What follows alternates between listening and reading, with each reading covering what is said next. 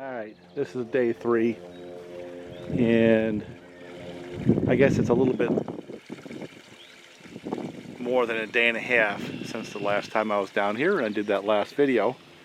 So today I'm going to try in the morning. It's about 7 o'clock. It's about 35 degrees.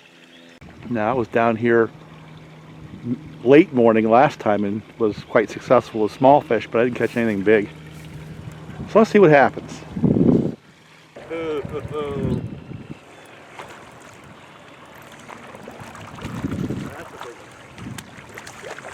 Come on, Mama. I can do it without breaking my line. You know, I need to start working that mess right there, that group of trees. So I may have to take a section of the fence down. And then, because they're just, as you can see, they've been falling on the fence now for quite some time. Boy, if I could make it go back the other way, I might be able to do that. Yeah, let me cut that one branch off and then drop it back into the woods and work my way down here.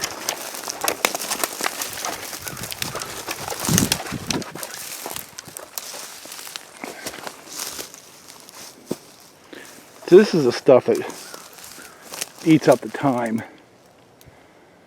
You know, it's firewood, I guess. Get those branches. I'll drop that down over the fence. And then block some of this up. And this brush right here, like I gotta get rid of that stump. And then take that one right there. What I'll do is I'll cut it high so it falls over the fence. You know. See if I can get rid of some of this brush. Do it now before the ticks become in season, you know what I'm saying? So this is the stuff that usually doesn't get on the video. The kind of block and tackle junk type work. It's not very glamorous, but it's the stuff that I've got to do.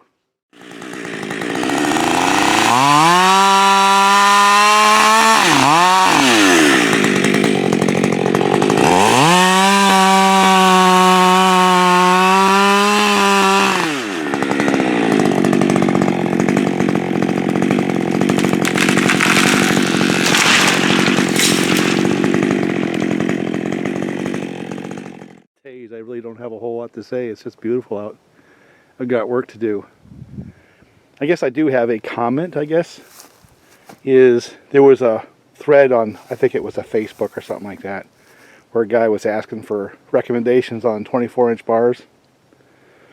And I posted up my experience with these, the Oregon VersaCuts. I've been running those for a couple years now. And they really work well. They're light, they're cheap. They don't wear out any faster than anything else. I think the only detractor is the fact that you can't change the tip. So I think I put that up there. And in fact, one of my logger friends has also been using them for the same period of time. And I'd say the only brand of bar that I've ever bought that was a disappointment was the Zamaras. And the reason they were a disappointment was not the steel. The steel was quite good. But the tips didn't hold up for the kind of work that we do around here, the board cutting. They just basically came apart. So, said person said something along the lines of, I'd stay away from Oregon because everything is junk. And I'm thinking back on my experience this last 10 years or so and thinking to myself, you know, power matches work pretty good. The Sugiharos, I've been running the Sujis now for a while too. I went away from the Sugihara and I went to these because of the price. And the fact is that those are working just as well as the Sugiharas. And one of the subtle differences between that Oregon VersaCut and all the other light bars is there's no cutouts. So it's like an I-beam where you have steel on the outside, aluminum on the inside, so they're stiff. Which also helps with the bore cutting. So to a person just saying, oh, they're junk. All that means to me is they've never used them and probably took some online advice from somebody who's trying to pitch something else or a fad and mouthed it yet again without any real experience. My experience with those has been excellent. I had one, I put it on video, I'll see if I can dig it up, where Matt had run it to the point where it looked like every molecule was wore out. There wasn't a piece of paint left on it. And the groove was still within spec, and the tip was still there. And that's a man who runs them daily and bore cuts everything, both sectioning, as he calls it, bucking the logs, but also felling the trees. And after 2 years of running VersaCuts, that's what he buys. And he can buy anything, and would if he thought it was a advantage for his business. So yeah, there's a lot of bars out there that are good. Cannons are excellent. Pricey, you know, especially if you're out west where the big long bars, the Cannon's probably a good deal. Pays for itself. But for 90% of us, right there is the best deal you can buy for a lightweight bar.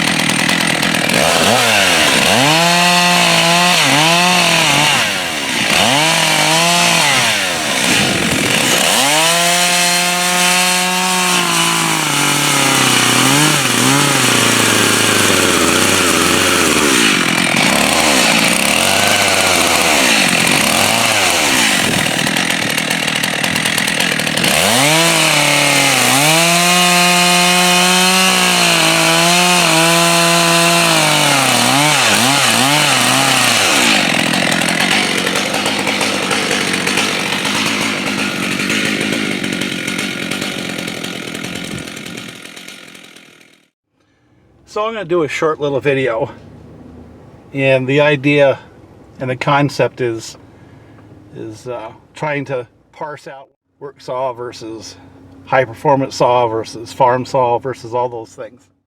I break the saw classes down to 3 classes for me.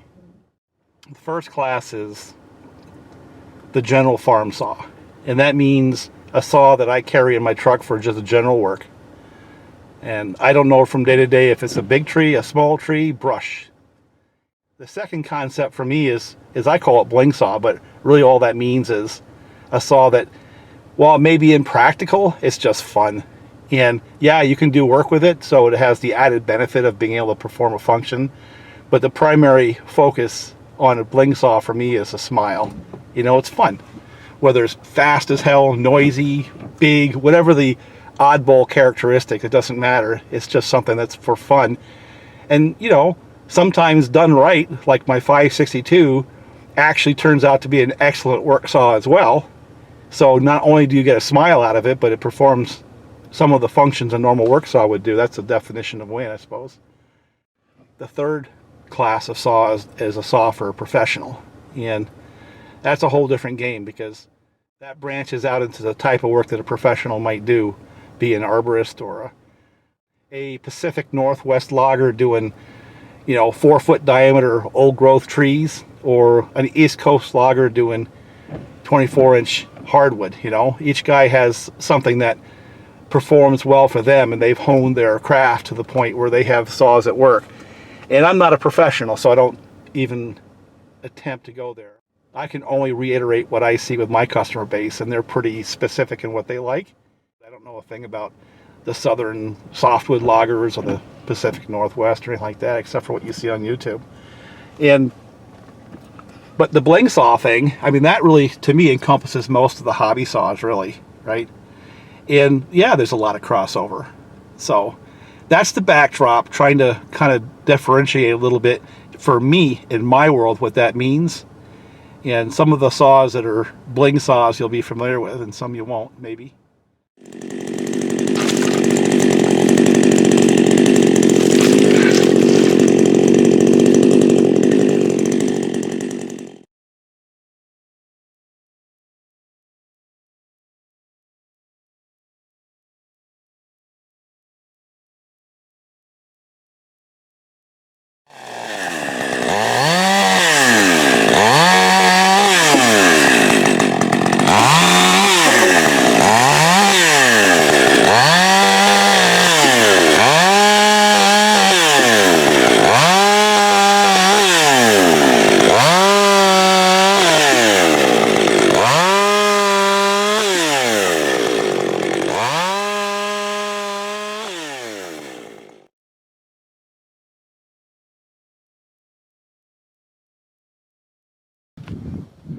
Well, I've got more of this less than glamorous work to do. You know, I try to get this done before the underbrush fills in. You never get it all done. It's one of those maintenance things. And you can see that those trees have been falling down on the fence. So it's down, right? So I might as well start getting rid of some of the other ones before they take down the fence. I've been working on the other end of the field. I'm going to leave a little bit so there's shade for the horses. But while not glamorous, you know, it's just stuff we do, right? Obviously, you're doing this logically. You want the smallest saw that can get a job like that done efficiently. But true to form, that's not how we operate. Try to mix the hobby in with the work and come up with something where the work isn't so much like work and a little bit like fun. And that's where this whole thing intersects into sort of a quasi hobby and a quasi motorsports world. I've got a whole bunch of saws I can pick to do that. All of them will do the job properly. And depending on how you want to argue, you either do it efficiently and the right way as compared to my way, which is mixing fun in with the task. And I've got a few saws that are completely impractical. And I call those Bling saws. Kind of like back in the early days of the forum for me, I used to make Franken saws out of old Homolites. Well, Bling saws are these things. This poor old thing right here is my original. Absolutely nothing practical about that saw right there. But man, does it cut fast. That thing is a lot of fun. So in that case, the definition of win is a smile. And I've actually, unfortunately for it, used it quite a bit. I put a season of Firewood on it. And it cut a lot of wood already. I also loaned it out to a guy who ran it for a month in a production scenario. So he got hammered on. And, you know, it's kind of like that old saying, it takes a beating, but it keeps on going. This is my current Bling saw, right? I don't need a full wrap handle. I sure don't need a 24-inch bar, and a 562 all by itself is a good running saw.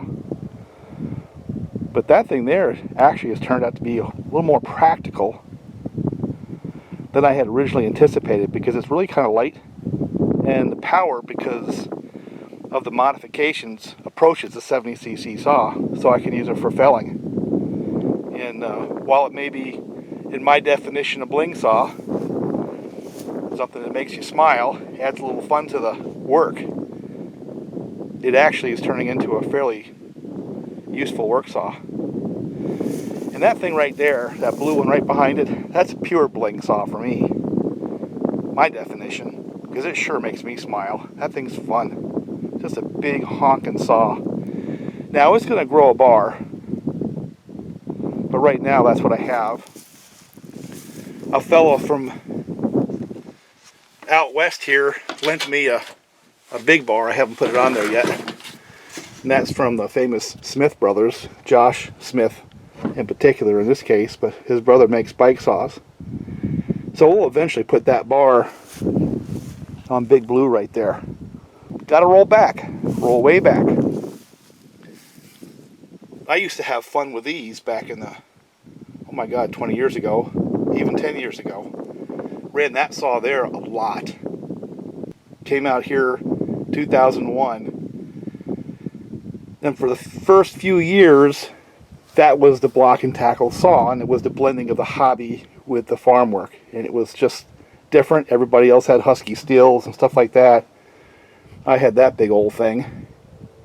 Big McCullochs as well. Milled with it. You know, Firewood. And I had bought it, and I bought a 28-inch bar that's on there now. And then I had a 20-inch bar for the normal work. And that was kind of a original concept of blending fun with work, right? But then as time went on, I had to get into the larger maples. That 28-inch bar became useful. In fact, I needed it. And then I started milling lumber for horse stalls and stuff like that. So that transcended its original purpose and turned into a legitimate, you know, tool for the farm that I began to depend on because I needed a long bar saw that was reliable, and that thing was. Well, it came to a clattering stop this winter, right? Saw that on a video. One of the bolts backed out on the bearing holder on the flywheel side. And this saw right here, which is a hobby saw, turned into the long bar saw. Took that same 28-inch bar, actually one that Bob had sent up, and took those duties. And that's not a true work saw. It's a hobby saw too, because it's kind of old and obsolete. I like those old things. And it came to a clattering stop. So while that may be a Bling saw, blue Bling saw right there, the big thing, that's going to take the long bar tasks. Now I've ordered a couple of bars, and there's a couple of guys who are lending me bars until the ones I ordered actually show up, because it could take a while. But I ordered a 36-inch sprocket nose steel, and it's not going to show up for, my God, a month is my guess, based on the way the supply chains are. So Josh lent me that one, and another fella from down south is lending me another one. So we'll have different bars to try, you know, as it begins to morph from being just a Bling saw for fun into something that's practical as I start milling some lumber. Because the second thing that's happened in this world event is the cost of lumber is just ridiculous. And I've got a barn down there that I'm building, and I need just rough cut lumber for it. So we're going to go back to doing some chainsaw milling, and this big blue thing is going to take on that duty, and got here just in time. But anyway, instead of me rambling about Bling saws, which don't mean much to you guys, it just means something to me, it's I need to get some work done.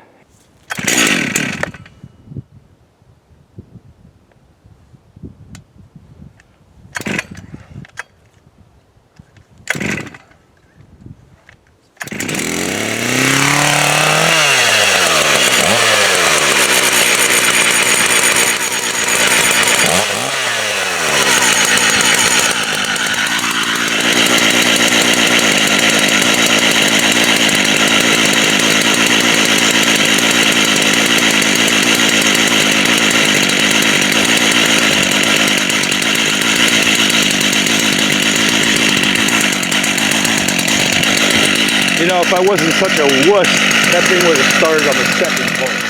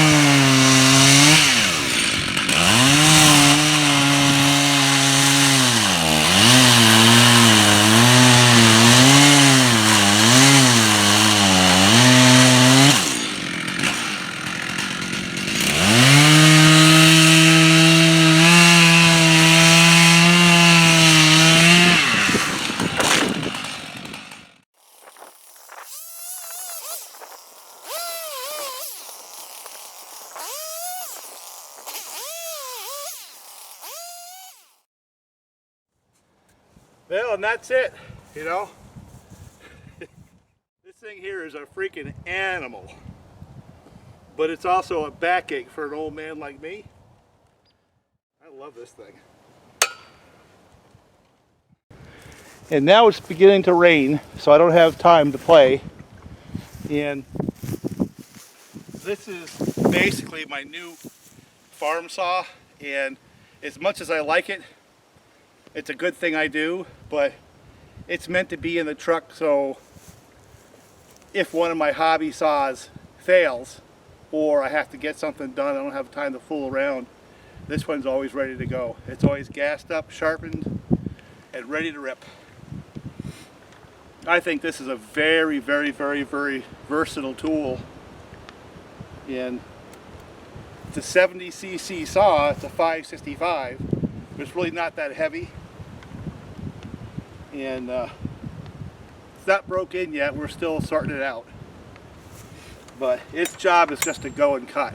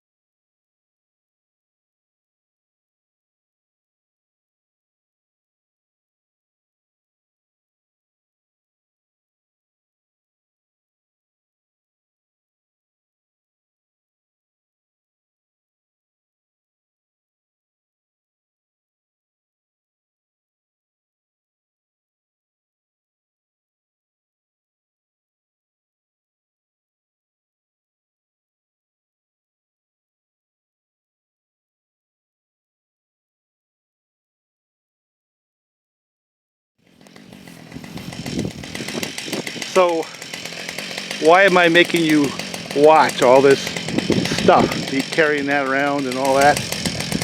There's that saw right there idling. It's just happy as can be.